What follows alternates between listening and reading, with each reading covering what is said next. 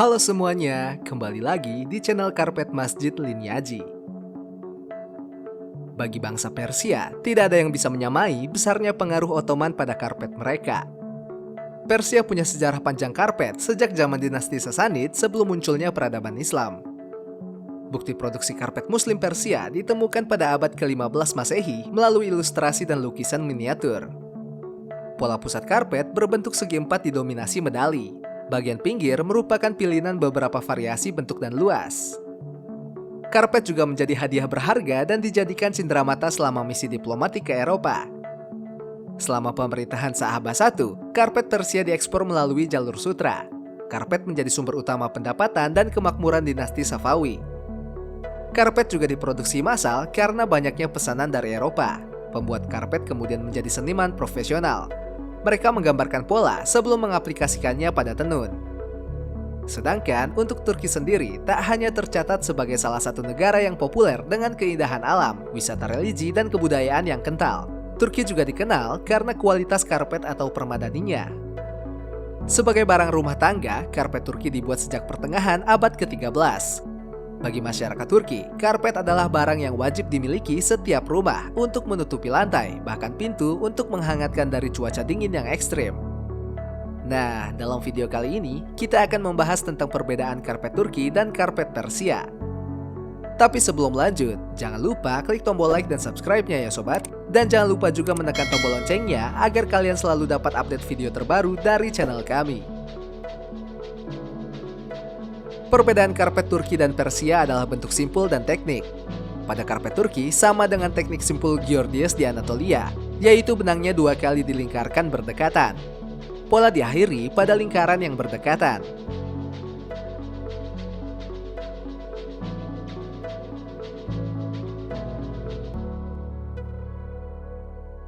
Untuk karpet Persia, benang wol dilingkari pada bentuk tunggal. Pola yang dibuat diakhiri pada bentuk ini dan pola selanjutnya berakhir pada bentuk lain.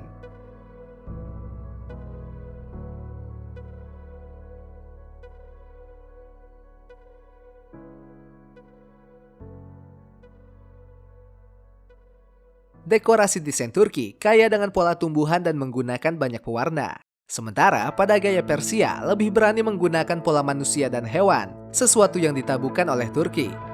Pola Persia juga sering menggunakan elemen alam, menggunakan paduan yang halus dengan warna merah dan biru.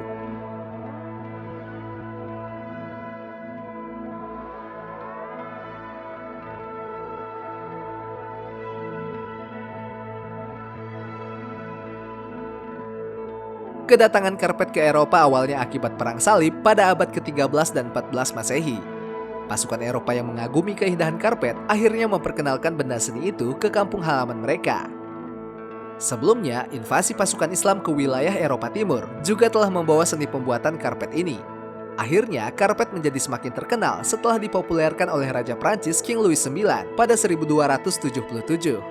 Sejak saat itu, pesanan karpet dari Eropa terus mengalir. Konsumen Eropa bahkan menginginkan desain karpet sesuai keinginan kepada seniman karpet Timur Tengah. Pada masa ini, bahkan Yesus dan Bunda Maria pun dilukiskan sebagai motif karpet.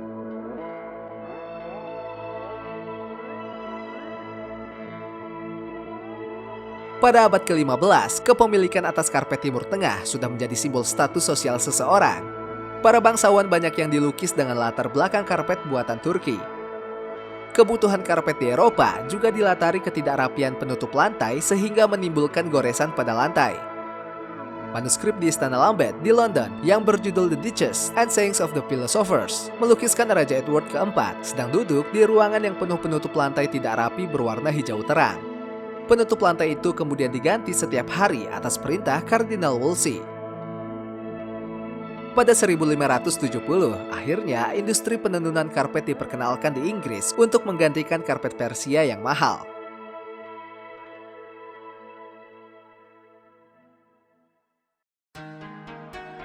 Pada abad ke-16, industri karpet mulai tumbuh di Cina selama dinasti Manchu atau dikenal dengan dinasti Qing. Sebaliknya, industri karpet maju pesat di masa dinasti Safawi di Persia. Salah satu mahakarya saat itu adalah karpet Ardabil yang ditaburi berbagai macam perhiasan. Karpet itu kini disimpan di Museum Albert dan Victoria di London. Namun, kejayaan karpet Persia sempat mengalami redup saat terjadi invasi bangsa Afgan pada 1722. Selanjutnya, seni karpet dilanjutkan oleh Akbar, penguasa dinasti Mughal di India, dengan membawa penenun Persia dari wilayah Keshan, Isfahan, dan Kerman.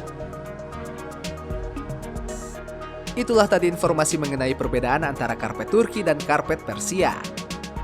Perbedaan antara keduanya tentu dikarenakan perbedaan kebudayaan dari keduanya. Nah, semoga setelah menonton video ini, kalian jadi tidak bingung lagi dalam membedakan antara karpet Turki dan Persia. Sekian video kami kali ini, jangan lupa untuk selalu memberikan dukungan, saran dan juga masukan kalian di kolom komentar ya sobat. Sampai jumpa di video berikutnya.